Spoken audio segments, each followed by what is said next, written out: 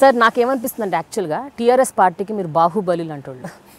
బాహుబలి, బుద్ధిబలి అంటే ఏకతాటిపై అందరినీ ఒక చోటకి తీసుకురాగలిగే శక్తి సామర్థ్యాలు. అలాగే ఇప్పుడు ఆల్మోస్ట్ 4-5 జిల్లాలకు మిమ్మల్ని ఇన్ఛార్జ్ చేశారు. అండ్ మీ సిద్దిపేట నియోజకవర్గాన్ని కూడా మీరు పక్కన పెట్టి అన్ని జిల్లాలు మీరు పర్యటిస్తున్నారు. అంత కాన్ఫిడెన్స్ ఏంటి సార్ సిద్దిపేట అంటే మీరు నియోజకవర్గానికి వెళ్ళకపోయినా పర్లేదా?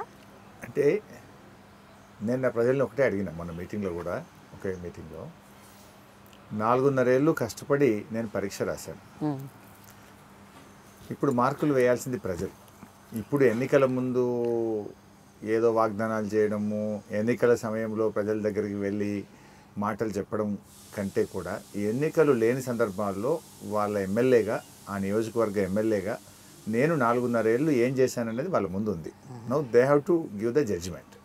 ఇప్పుడు వారింట్లో ఒక కుటుంబ సభ్యుడిగా, ఒక తోబుట్టువుగా, ఒక బిడ్డగా, ఒక తండ్రిగా నేను వారింట్లో పనిచేశాను. జనరల్గా ఇంట్లో మన బిడ్డ 10వ తరగతి పరీక్ష రాస్తే ఫస్ట్ క్లాస్లో పాస్ కావాలనుకుంటాం, లెక్కల్లో 100 మార్కులు రావాలి నా బిడ్డకు అనుకుంటాం. నేను వారి కుటుంబ సభ్యుడిగా పనిచేశాను కనుక మరి నాకు ఎన్ని మార్కులు వేస్తారో మీ చేతుల్లో ఉంది. ఫస్ట్ క్లాస్లో పాస్ చేస్తారా, డిస్టింక్షన్లో పాస్ చేస్తారా, know that is up to you అని ఆ ప్రజల దగ్గరనే నా బాధ్యత పెట్టాను. నేనేం పని చేసిన అనేది వాళ్ళ కళ్ళ ముందు ఉంది. సిద్దిపేట ప్రజలు గర్వపడే విధంగా, గౌరవపడే విధంగా పనిచేసిన. ఈ దేశంలో, ఈ రాష్ట్రంలో అవార్డులు అంటూ వస్తే సిద్దిపేట పేరు లేకుండా, అవార్డు లేకుండా రాదు. ఉత్తమ మున్సిపాలిటీ అంటే సిద్దిపేట వస్తుంది, ఉత్తమ మండలం అంటే సిద్దిపేట వస్తుంది, హరితహారంలో ఫస్ట్ అంటే సిద్దిపేట వస్తుంది. ఉత్తమ గ్రామ పంచాయతీల అవార్డులు కేంద్ర రాష్ట్ర ప్రభుత్వాలు ఇస్తే ఈ నియోజకవర్గ గ్రామాలు లేకుండా అవార్డులే ఉండవు. అట్లా ప్రజల కోసం, వారి కష్టాలను దృష్టిలో పెట్టుకొని, ప్రజల అవసరాలను దృష్టిలో పెట్టుకొని ఎప్పటికప్పుడు ముఖ్యమంత్రి గారి ఆశీస్సులతోని నేను ఆ నియోజకవర్గాన్ని ముందుకు తీసుకొని పోయాను. ప్రజలు గర్వపడతారు.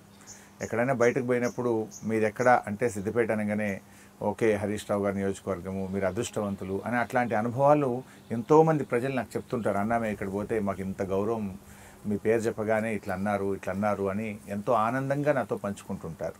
సో నాకు కూడా కావాల్సింది ఎండ్ ఆఫ్ ద డే అంతకు మించింది ఇంకేముంటుంది. సార్ ఒక విషయం అడుగుతాను సార్, సిద్దిపేట నియోజకవర్గంలో ప్రతి ఇంట్లో ఉన్న వ్యక్తుల పేర్లు మీకు తెలుసంట, అది నిజమేనా సార్? దాదాపు మీ నియోజకవర్గ ప్రజలు ఇంట్లో అని ఎగ్జాక్ట్గా నేను చెప్పలేను, కానీ చాలా వరకు అంటే మాకు ఏమైందంటే దీర్ఘకాలికంగా ఎమ్మెల్యేగా పనిచేసే అదృష్టం దొరకడం వల్ల వివిధ సందర్భాల్లో వివిధ వర్గాల ప్రజలతో మమేకమై పనిచేసి ప్రజలకు నేరుగా కలవడం ద్వారా, ప్రజల్ని నేరుగా వారితో మాట్లాడడం ద్వారా ప్రజా సంబంధాలు అనేటువంటివి బాగా బలపడ్డాయి. ప్రజలు ఆల్మోస్ట్ ఒక కుటుంబ సభ్యుడిగా నన్ను భావించేటువంటి స్థితికి అక్కడ చేరుకున్నాం. Maximum to the maximum possible extent ప్రభుత్వ పథకాలను ప్రజలకు అందే విధంగా నేను శాయశక్తుల కృషి చేశాం. సో దాంతో ఒక ఆత్మీయమైనటువంటి అనుబంధం ఏర్పడ్డది. ఏదైనా ఓటు వారో కాకపోతే కూడా అన్న చేతిలో ఉంటే చేసేవాడే, ఇది పాపం లేనట్టుంది అని నన్ను అర్థం చేసుకునేటువంటి స్థితికి ఆ ప్రజలు చేరుకోవడం నా అదృష్టం. సార్ ఎన్నికలు ఉండవన్నీ, ఉప ఎన్నికలు ఉండడం, ఏ ఎన్నికలైనా సరే మిమ్మల్ని ఎట్లా ఎంచుకుంటారంటే వాళ్ళు కనీసం ఏదో మెజారిటీ అని కాకుండా విపరీతమైన మెజారిటీతో మీరు గెలుస్తూ వస్తున్నారు. అసలు దీనికి మెయిన్ రీజన్ ఏంటి సార్? అంటే సార్ ఇప్పుడంటే ఓకే, ఒక 3 సార్లు గెలిచాక సరే మీ పనితీరు చూశారు, ఎంచుకున్నారు అనుకోవచ్చు, ఎన్నుకున్నారు అనుకోవచ్చు. బట్ ఫస్ట్ నుంచి కూడా అలాగే ఉంది కదా మీ మెజారిటీ. నేను రివర్స్లో చెప్తాను మీకు.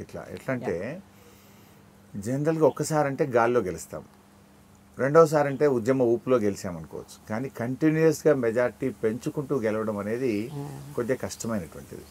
మొదటిసారి 24తో గెలిచినప్పుడు, రెండోసారి 48కి, మూడోసారి 64కు, తర్వాత 93,000కు, తర్వాత 95,000కు ఇలా పెరుగుతూ గెలవడం, ప్రత్యర్థుల డిపాజిట్లు గల్లంతు చేస్తూ గెలవడం అనేది కొంత అరుదైనటువంటి విషయం.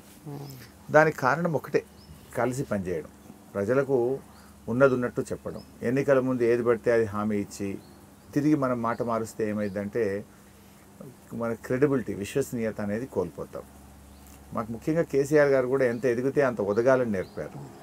అయ్యేదే చెప్పాలి, చెప్పింది తప్పకుండా తల తాకట్టు పెట్టైనా సరే అది చేయాలి, ప్రజల్లో విశ్వసనీయత పెంచుకోవాలనేదే నేర్చుకున్నాం.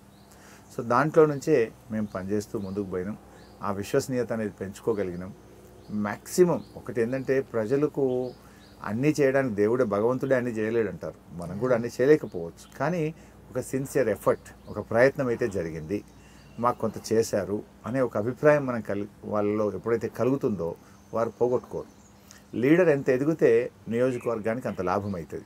ఎదిగిన నాయకత్వం అనేది ఎప్పుడు కూడా ప్రజలకు ఎక్కువ మేలు జరుగుతుంది.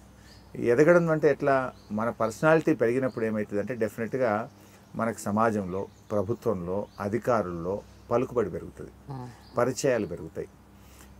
నియోజకవర్గ సమస్యల మీద, ప్రజల మీద, అవసరాల మీద అవగాహన ఇంకా పెరుగుతుంది. పెరిగిన అవగాహన, పెరిగిన పలుకుబడి, ఈ రెండింటిని కలగలిపి నిజాయితీగా పనిచేస్తే తప్పకుండా ఫలితాలు సాధించవచ్చు. సో మనం ఎట్లెట్లా ఎదిగినా కొద్దీ, మనకెట్లెట్లా ఎక్కువ రోజులు ఎమ్మెల్యేగా పనిచేసినా కొద్దీ ఏమవుతుందంటే ఇంకేం మిగిలింది, ఇంకేం కావాలి, ప్రజలు ఏమడుగుతున్నారు, ప్రజల ఇంటరాక్షన్లో మనకు చాలా విషయాలు తెలుస్తుంటాయి. ఆ పనులను ఎలా సాధించుకోవచ్చు, దాన్ని ఎలా ప్రజలకు చేసి పెట్టవచ్చు అనే విషయంలో కూడా more clarity, more vision, more effort బాగా చేసేటువంటి అవకాశం కూడా నాయకుడికి దొరుకుతుంది. అట్లా నా ఎదుగుదల ఉంది. ఆ ప్రజలు నా పట్ల ఆ ప్రేమను చూపించారు. మీరు చూస్తున్నారు ఐ డ్రీమ్ న్యూస్ని. మీరు చూస్తున్నది ఐ డ్రీమ్ న్యూస్. అంటే కళలని నిజం చేస్తూ ప్రజలకి నిజాలని కళల ద్వారా తీసుకొచ్చే ఐ డ్రీమ్కి మై బెస్ట్ విషెస్. మీరు చూస్తున్నది ఐ డ్రీమ్ న్యూస్. మీరు చూస్తున్నారు I dream channel. For more videos please subscribe I dream. మరిన్ని వీడియోల కోసం ఐ డ్రీమ్ని సబ్స్క్రైబ్ చేయండి. Please subscribe I dream. And I'm very much satisfied with the way interview went on. Kindly subscribe to I Dream. For more videos, subscribe to I Dream. And loads of fun entertainment and content. Do watch I Dream.